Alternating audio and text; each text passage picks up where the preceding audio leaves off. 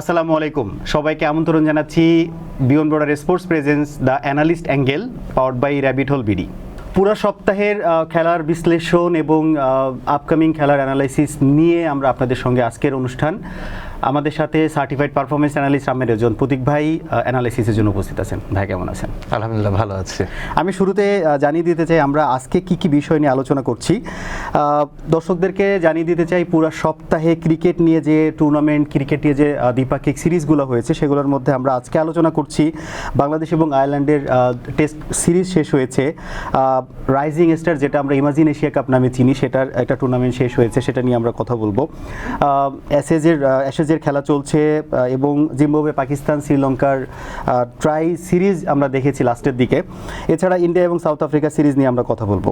এছাড়া আমরা জানিয়ে দিতে চাই আগামী সপ্তাহে কি কি খেলা আপনারা দেখতে পাচ্ছেন। সো প্রতীক ভাইয়ের কাছে শুরুতে আমি জানতে চাই, বাংলাদেশ এবং আয়ারল্যান্ডের যে টেস্ট সিরিজটা আমরা দেখেছি, বাংলাদেশ কিন্তু ঘুরে ফিরে খুব একপেশে ম্যাচ জিতেছে। জি, সেকেন্ড টেস্টে কিছুটা যদি বলি যে কম্পিটিশন আমরা আয়ারল্যান্ডের কাছ থেকে পেয়েছি। তো একটা জিনিস জানতে চাও, পুরো সিরিজে বাংলাদেশের যে ডোমিনেশনটা, বাংলাদেশের ভালো পারফরমেন্স নাকি আয়ারল্যান্ডের মতো দুর্বল দলের বিপক্ষে বাংলাদেশের পারফরমেন্স? এখানে আয়ারল্যান্ডের যেই টেস্ট স্কোয়াডটা আমরা দেখেছি এই সিরিজের জন্য, সেখানে কোয়ালিটি ফাস্ট বোলারের কিন্তু অভাব ছিল। আপনি যদি লিমিটেড ওভার ক্রিকেটে আয়ারল্যান্ডের স্কোয়াডটা দেখে থাকেন, সেখানে যারা নতুন বলে বোলিং করে থাকে এবং লাল বলের ক্রিকেটে যারা আসলে বোলিং অ্যাটাকে নেতৃত্ব দিচ্ছেন, এটার মধ্যে বিস্তর একটা পার্থক্য রয়েছে। ফলশ্রুতিতে কিন্তু আমরা দেখেছি যে যেই ওপেনাররা বড় বড় দলের বিরুদ্ধে স্ট্রাগল করে, তারা কিন্তু এই সিরিজে মোটামুটি বেশ ভালো করেছে। আপনি মাহমুদুল হাসান জয়ের কথা বলতে পারেন, সাদমান ইসলামের কথা বলতে পারেন। এই ধরনের ব্যাটারদের আসলে উইক জোনটা যেটা রয়েছে, ওটা এক্সপ্লয়েট করার মতো অ্যাডিকুয়েট স্কিল আয়ারল্যান্ড পেসাররা পজেস করেন কিনা, এটা নিয়ে আমার একটা প্রশ্নের বিষয় রয়েছে লাল বলের ক্রিকেটে অবশ্যই। তো সেখান থেকে বলতে গেলে ব্যাটারদের সাফল্য অনেকাংশে অবদান রয়েছে আয়ারল্যান্ড ফাস্ট বোলারদের। কিন্তু যদি আমরা বোলিংয়ের ক্ষেত্রে আসি, তাহলে হাসান মুরাদ নতুন অ্যাডিশন আমাদের টেস্ট সেটআপে, উনি কিন্তু খুব ইমপ্রেসিভ ছিলেন এবং অনেকাংশে তাইজুল ইসলামের চেয়ে তাকে আমার আরও বেশি কনফিডেন্ট মনে হয়েছে এই সিরিজে। আমরা যদি দুইটা সিরিজের টেস্টের কথাই বলি, ফার্স্ট টেস্টে বাংলাদেশ ইনিংস ব্যবধান 47 রানে জিতেছে। জি। এছাড়া যদি বলি সেকেন্ড টেস্টে বাংলাদেশ 217 রানে জিতেছে। জি। ব্যবধানটা কিন্তু অনেক বেশি এবং ফার্স্ট টেস্টে আমরা 171 রানের একটা অনবদ্য ইনিংস দেখেছি মাহমুদুল হাসান জয়ের কাছে এবং সেকেন্ড টেস্টে 100 টেস্ট খেলতে নামা মুশফিকের ফার্স্ট ইনিংসে সেঞ্চুরি, সেকেন্ড টেস্টে সেকেন্ড ইনিংসে হাফ সেঞ্চুরি। বারবারই যেটা আমি আপনার কাছে জানতে চাই, বাংলাদেশ অনেকদিন পর বাংলাদেশের ব্যাটার রান পেয়েছে, যেটা আপনি বলছিলেন যে কিছু জায়গায় দুর্বলতা দেখেছি পেসারদের ক্ষেত্রে, বাংলাদেশের ব্যাটসম্যানদের কিছু জায়গায় দেখেছি যে দুর্বল জায়গাগুলো তারা পিক করতে পারেনি। তো যেমন আপনি বলছিলেন যে মাহমুদুল হাসান জয়, শান্ত, লিটন দাস, মমিনুল থেকে শুরু করে মুশফিক সবাই ভালো রান করেছে। তো এটা কি আসলে বাংলাদেশের পারফরমেন্সের জায়গাটাকে আমরা কিন্তু এনলাইট করতে পারি, নাকি বলতে পারি যে না ঠিক আছে এটা একটা দুর্বল দলের বিপক্ষে ভালো খেলেছে? ধরেন রান করাটা তো আসলে যে কোনো ক্ষেত্রে কঠিন বিষয়, ঠিক আছে? আপনি এটা অ্যামাচার বোলিংয়ের বিরুদ্ধে করেন বা টপ নচ বোলিংয়ের এগেনস্টে করেন, রান তো সবসময় রানই। তো সেই দিক থেকে তাদেরকে বাহবা আমাদের জানাতে হবে। কিন্তু আপনি দেখেন, আপনি ফার্স্ট টেস্ট ম্যাচ এবং সেকেন্ড টেস্ট ম্যাচে আয়ারল্যান্ডের যদি বোলিং লাইন আপটা দেখেন, ফার্স্ট টেস্ট ম্যাচে যে ডিসমাল পারফরমেন্স ছিল আয়ারল্যান্ড ফাস্ট বোলারদের, সেখান থেকে কিন্তু তারা সেকেন্ড টেস্টে ডিসিশন নিয়েছে যে তারা অত সংখ্যক পেসার নিয়ে আর নামবেই না। আপনি দেখবেন যে কার্টিস ক্যাম্পার নতুন বলে বোলিং করেছেন সেকেন্ড টেস্টে, সো কিন্তু পার্ট টাইমার। হ্যাঁ, সো দ্যাট শোস যে ফাস্ট বোলাররা কিন্তু আসলে এইখানে অতটা তাদের স্কিলটা শোকেস করতে পারেনি ফার্স্ট টেস্টে, যদি বিশেষ করে বলতে চাই। তো সেখান থেকে তো অবশ্যই আপনার এটা স্বীকার করতেই হবে যে আয়ারল্যান্ডের বোলিংটা আসলে বাংলাদেশের ব্যাটারদের পরীক্ষা নেওয়ার মতো যথেষ্ট ছিল না। এখন আপনি যদি বাংলাদেশের ব্যাটিংয়ের দিকে আসেন, আপনি নাজমুল হোসেন শান্তর কথা বলতে পারেন, মুশফিকুর রহিমের কথা বলেন বা লিটন দাসের কথা বলে থাকেন, তারা কিন্তু টপ নচ সাইডের এগেনস্টও মোটামুটি রান করে আসছে। এবং আপনি যদি দেখেন যে বিগত 1 থেকে 1.5 বছরে বাংলাদেশের এই ব্যাটিং লাইনআপে কারা কি পারফর্মার ছিলেন, তাহলে লিটন দাস তো আসলে উনি লাল বলের ক্রিকেটে খুব ভালো একজন ব্যাটার। বলটা একটু পুরনো থাকে, তো সেই ক্ষেত্রে ওনার যে ইনিশিয়াল স্ট্রাগলটা থাকে নতুন বলের এগেনস্টে, সেটা আমরা টেস্ট ক্রিকেটে দেখতে হয় না। মমিনুল হক, উনি কিন্তু লাস্ট বাংলাদেশ ইন্ডিয়াতে ট্যুর করলো, সেখানে কিন্তু বাংলাদেশের হয়ে একমাত্র সেঞ্চুরিয়ান ছিলেন। সো ওনারা কিন্তু অনেক আগে থেকেই পরীক্ষিত। যে লুপ হোলটা বাংলাদেশ ব্যাটিং লাইন আপে বা দুর্বলতার জায়গা যেটা, সেটা হচ্ছে টপ অর্ডার ব্যাটিং সেটা আসলে এই সিরিজে আমরা Overcome করতে ব্লসম করতে দেখেছি। এখন এইটা সাস্টেইন কতটুকু করবে বা এটা আসলে উন্নতির জায়গায় এসেছে কিনা এটা আমরা সিরিজে দেখতে পরবর্তীতে ভালো একটা দলের বিপক্ষে খেললে আমরা আসলে একটা আলটিমেট ডিসিশনে আসতে পারবো। বাট প্রসেস একটা স্টার্ট হওয়ার যে বিষয়টা থাকে যে রানে ফেরা, সেই দিক থেকে বাংলাদেশের টপ অর্ডার রানে ফিরেছে, এখন এটা কতটা সাস্টেইন করা যায় এটাই বিষয়।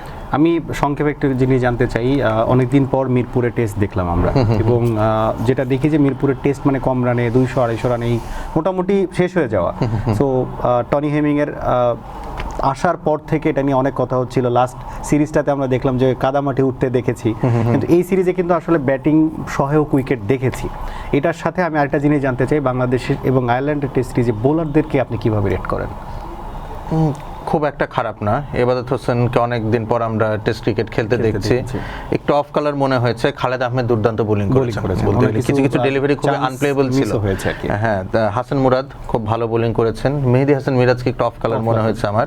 এখানে আয়ারল্যান্ড সামনে তো তাদের টি-20 সিরিজটা রয়েছে, যদি কি নোট তারা নিতে চায় এই টেস্ট সিরিজ থেকে, তাহলে তাদের সেকেন্ড ইনিংস ব্যাটিংটা যদি বলতে পারি, ফোর্থ ইনিংসে অ্যারাউন্ড 120 ওভার্স তারা ব্যাটিং করেছেন। এটা কিন্তু আসলে খুবই প্রশংসার দাবিদার রাখে। আপনি যদি বাংলাদেশকেও ব্যাট করাতেন ফোর্থ ইনিংসে, আমার মনে হয় না যে বাংলাদেশ এতগুলো ওভার খেলতে পারতো, টু বি অনেস্ট। সো এই জায়গা থেকে বাংলাদেশের বোলারদের পারফরমেন্স আমরা একটা কোশ্চেন মার্ক হয়তো রাখতে পারি, যে আয়ারল্যান্ডের মতো একটা টিম যারা আসলে নিয়মিত টেস্ট খেলে অভ্যস্ত নয়, উপরন্তু চতুর্থ এবং পঞ্চম দিনের পিচে তারা 120টা ওভার কিভাবে সার্ভাইভ করলেন এবং নিয়ার অ্যাবাউট 300 রানস তারা স্কোর করেছেন। কার্টিস ক্যাম্পার খুব সাবলীলভাবে কিন্তু আসলে বলগুলো ডিফেন্ড করেছেন। আমাদের বোলাররা কিন্তু ওইভাবে চ্যালেঞ্জ জানাতে পারেনি, এবং একটা পর্যায়ে আসলে নবম উইকেটের যে পার্টনারশিপটা হচ্ছিল সেটা কিন্তু এমন একটা পর্যায়ে গিয়েছিল, টেস্টটা ড্র হবে কিনা সেরকম একটু কি দিচ্ছিল কিন্তু এই সম্ভাবনা। কিন্তু এই হাসান মুরাদের আসলে একই ওভারে পরপর দুটো উইকেটের নেওয়াতে আমরা আসলে ম্যাচটা ক্লোজ আউট করতে পারি, কিন্তু সংখ্যার কিন্তু কিছুটা জায়গা তৈরি হয়েছিল। তো আমার মনে হয় এই জিনিসগুলো নিয়ে একটু ওয়ার্কআউট করার জায়গা রয়েছে বাংলাদেশ বোলারদের। পিচ নিয়ে যদি আপনি বলেন সংক্ষেপে। পিচ প্লেড ওকে আমার কাছে মনে হয়েছে, এবং পুরো 5টা দিনে কিন্তু পিচ মোটামুটি ইভেন অ্যাটিটিউড করেছে। আপনি যদি অ্যাভারেজ বাউন্স দেখেন, টার্ন দেখেন, সেক্ষেত্রে কিন্তু আমরা প্রথম দিন থেকে পঞ্চম দিনে খুব একটা পার্থক্য পাইনি। উল্টো যেটা হয়েছে, উইকেট কিছুটা মানে টায়ারিং হওয়াতে, স্লো ডাউন হওয়াতে টার্নগুলো কিছুটা স্লো ছিল, ওই জন্য ব্যাটসম্যানরা অ্যাডজাস্ট আর একটু ইজিলি করতে পেরেছে। আমার মনে হয় এই টনি হেমিং এর কারিশমা আমরা দেখতে পাচ্ছি। 120 ওভার যে ব্যাট করেছে আয়ারল্যান্ড, অ্যারাউন্ড মানে নিয়ার অ্যাবাউট 120 ওভার্স, তার পেছনে কিন্তু উইকেটের কিছুটা টায়ার্ড হয়ে যাওয়ার একটা ফ্যাক্টর রয়েছে। কারণ নর্মালি মিরপুরে আমরা যেটা দেখি যে এই উইকেটগুলোতে বল যখন টার্ন করে বা ভ্যারিয়েবল বাউন্স থাকে, এই ইফেক্টটা খুব মানে ফাস্ট হয়, টার্নগুলো খুব কুইক হয়, ঠিক আছে, এবং আপনার যদি ভ্যারিয়েবল বাউন্স থাকে সেটাও খুবই আনইভেন হয়ে থাকে। কিন্তু এই টেস্ট ম্যাচে কিন্তু আমরা সে আনইভেন বাউন্স ততটা দেখতে পারিনি, এবং টার্নগুলো as the match was progressing slow হচ্ছিল, সেই ক্ষেত্রে কিন্তু ব্যাটাররা অ্যাডজাস্ট করতে পারছিলেন। কিন্তু মিরপুরে কিন্তু নর্মাল আমরা বাংলাদেশের যে দুটো ঐতিহাসিক টেস্ট বিজয় রয়েছে, দ্যাট ইজ মানে one against England and other against Australia, সেই উইকেটগুলোতে কিন্তু দ্রুত রান করার একটা ব্যাপার ছিল, যে উইকেটে টিকে থাকা অসম্ভব, দ্রুত রান করে ম্যাচে যতটা এগিয়ে থাকা যায়। এখানে কিন্তু আমরা একটু অপোজিট চিত্র দেখেছি। সো অবশ্যই উইকেটে কিছুটা চেঞ্জ হয়তো আসতে শুরু করেছে।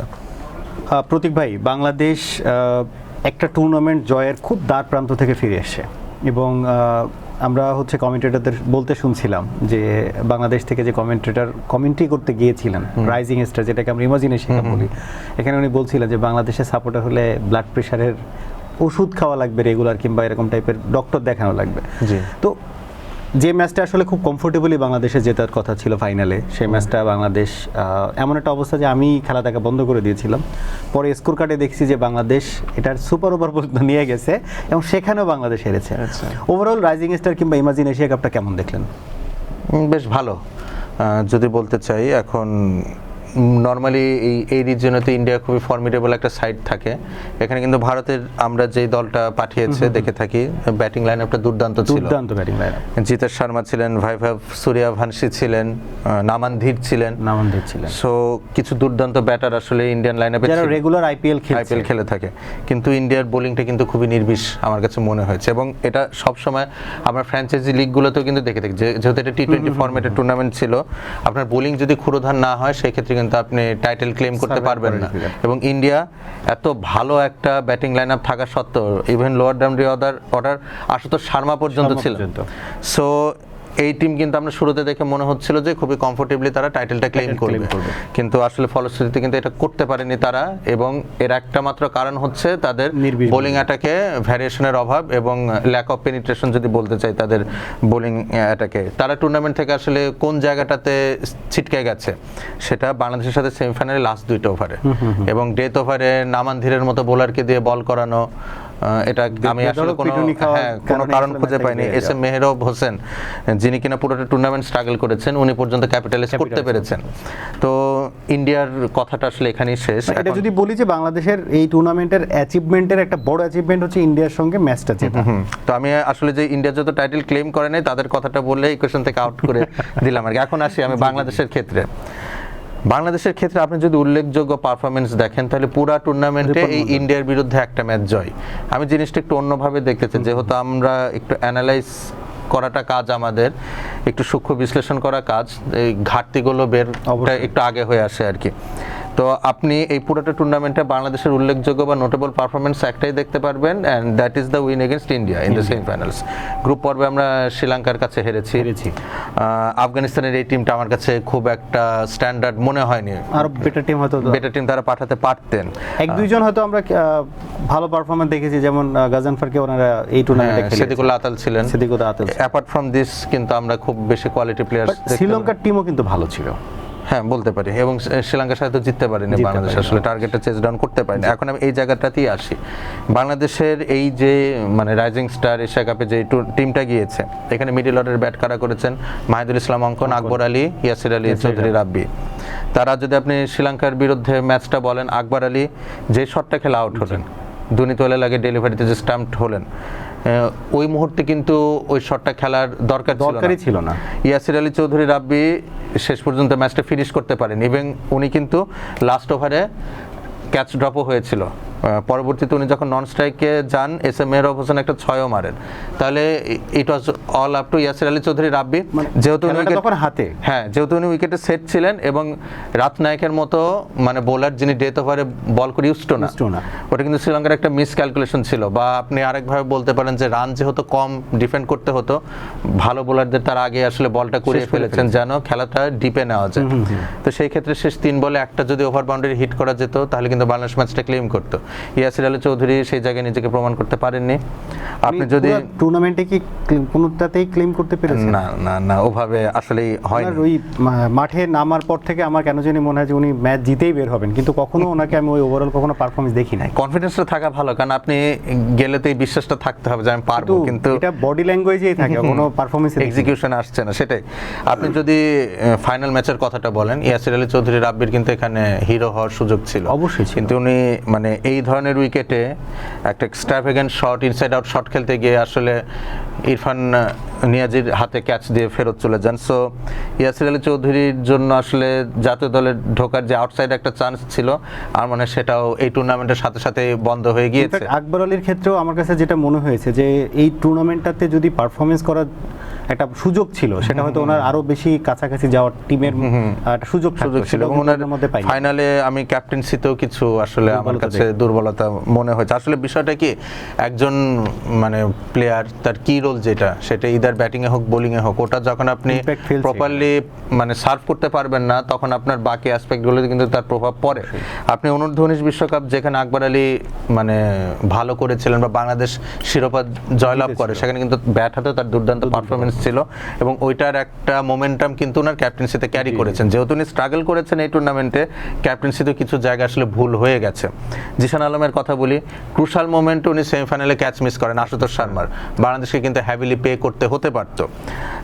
আবার ফাইনালে যদি আপনি বলেন আরাফাত মিনহাসের একটা ক্যাচ, উনি মিড অফে খুব ইজি ক্যাচ ড্রপ করেন।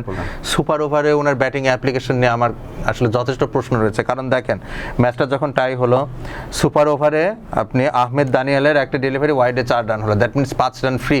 এবং আপনি জানেন যে রিপন মন্ডল সুপার ওভারে বোলিং করবেন এবং উনি যে ধরনের রিদমে রয়েছেন, অ্যারাউন্ড 10 রানস যদি আমরা তাকে ডিফেন্ড করার জন্য দিতে পারি, ম্যাচটা আমরা নিশ্চিত জিতবো। 2 বলে 6 রান অলরেডি সংগৃহীত হয়ে গেছে।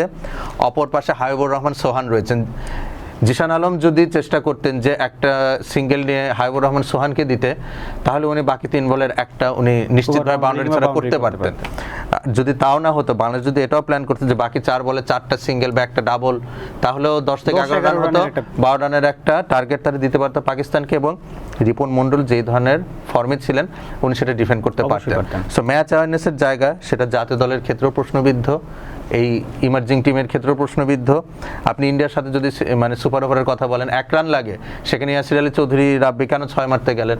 সেটা তো অনেকটা আমার যে মুশফিক আর মাহমুদুল্লাহর 3 বলে 2 রান লাগার ক্ষেত্রে যে ব্লান্ডারটা করেছিল, অনেকটা সেই কথাই কিন্তু মনে পড়ছিল। ওই ম্যাচ যদি আরেকবার সুপার ওভারে যেত, বাংলাদেশ তো আর আসলে জিততে পারতো না, কারণ রিপন মন্ডল সেক্ষেত্রে আর বোলিং করতে পারতেন না। সো এই জায়গাগুলো অল ইন অল, এই গেম সেন্স ডেভেলপমেন্টের জায়গাটা, এটা এখনো ওয়ান্টেডই রয়ে গেছে। এটা কিন্তু আসলে আমরা কোনো উত্তর পাচ্ছি না।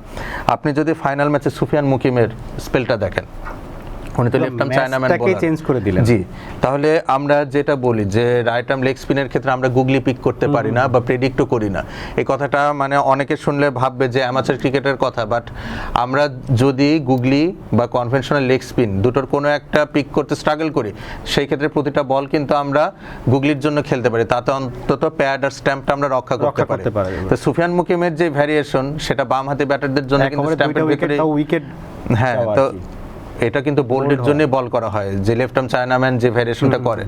তো আপনি এস এম মেহরাব হোসেনের কথা বলেন, আপনি মৃত্যুঞ্জয় চৌধুরীর কথা বলেন, বুঝতেই পারি, মাহফুজুর রহমান রাব্বির কথা বলেন, তারা প্রত্যেকে ব্যাট এবং প্যাডের মাঝে হিউজ গ্যাপ রেখে আসলে শটগুলো খেলার চেষ্টা করেছেন এবং তাদের স্ট্যাম্প কিন্তু উড়ে গেছে সবারই। তো এই জায়গাগুলো আমার মনে হয় আসলে আমাদের কাজ করার কথা তো অনেকদিন ধরে বলে আসছি, দেখতেটা পাবো কবে, এক্সিকিউশনটা কবে দেখতে পারবো, এগুলো আসলে প্রশ্নের বিষয় রয়ে যাচ্ছে। একটা সেন্টেন্সে যদি বলি, ওভারঅল এই মানে টুর্নামেন্টে বাংলাদেশের পারফরমেন্স এবং আপনার কাছে কোন টিমের পারফরমেন্সটা আপনার কাছে বেটার মনে হয়েছে? Pakistan played well. পাকিস্তান দুর্দান্ত খেলেছে, তাদের এই টিমে কিন্তু খুব বেশি মানে নামকরা প্লেয়ার নেই, ছিল না। মানে রাইজিং স্টারের মধ্যে আমরা পিএসএল এ যাদের খুব নিয়মিত পারফর্ম করতে দেখি তেমন প্লেয়ারও ছিল না। এই দল নিয়ে পাকিস্তান এত দূর এসেছে, এটা আসলে তারা তাদের লিমিটেড রিসোর্সের মধ্যে বেশ আসলে ভালো করেছে। পুরো টুর্নামেন্টে যদি বাংলাদেশের এবং ওভারঅল পারফরমেন্স যদি বলি, কি পারফরমেন্স কাদেরকে মনে হয়? ব্যাটিং এ হাবিবুর রহমান সোহান আসলে দুর্দান্ত করেছেন। উনি 5 ম্যাচ খেলে 228 রান সংগ্রহ করেছেন, ওনার average 57, strike rate 180 plus. Vaibhav Suryavanshi উনি দুর্দান্ত করেছেন, স্ট্রাইক রেট অ্যাবাউট 200 এবং হাইয়েস্ট রান স্কোরের তালিকায় উনি 2 নম্বরে ছিলেন। এবং টপ অফ দি লিস্ট মাস সাদাকাত পাকিস্তানের, যেটা আমি বলছিলাম যে খুব আন করে কিছু মুখ, কিন্তু আসলে তারা খুব ভালো পারফর্ম করেছেন। বোলিং এ আসলে Ripon Mondal highest wicket taker, undoubtedly, হ্যাঁ, 11টা উইকেট নিয়েছেন। Economy below 7। আপনি রাকিবুল হাসানের কথা বলতে পারেন বাংলাদেশের, উনি কিন্তু সর্বোচ্চ উইকেট সংগ্রহের তালিকায়, হ্যাঁ, সর্বোচ্চ উইকেট সংগ্রহের তালিকায় উনি 3য় স্থানে রয়েছেন, 8টা উইকেট সংগ্রহ করেছেন। So hats off to Bangladeshi players যারা আসলে ভালো করেছেন। এবং আমি হাতে গোনা 4-5 জন, হ্যাঁ, ছোট্ট করে একটা কথা বলি যে রাকিবুল হাসান, সুফিয়ান মুকিমের যে স্পেলটা, Mrityunjoy Chowdhury, Mahfuzur Rahman Rabbi, S M Mehrab Hossain, being a left hander, তারা লেফট আর্ম চায়নাম্যানের ভেরিয়েশনটা পিক করতে স্ট্রাগল করেছেন, ব্যাট এবং প্যাডের মাঝে একটা গেট ওপেন করে দিয়েছেন। রাকিবুল হাসান কিন্তু সেখানে একটা অ্যাডজাস্টমেন্ট এনেছেন এবং উনি কিন্তু সাকসেসিভ সুইপ শট খেলে তাকে কিন্তু তার সেই যে মানে ন্যাগিং লাইন অ্যান্ড লেন্থটা সেটা থেকে বিচ্যুত করেছেন। সো এই বুদ্ধিমত্তাগুলো আসলে আমরা এক্সপেক্ট করছিলাম আরো টপ অফ দি অর্ডারে, তাহলে হয়তো ম্যাচটা আমরা বের করে আনতে পারতাম। আমরা এবার অ্যাশেজের সম্পর্কে একটু জানতে চাই।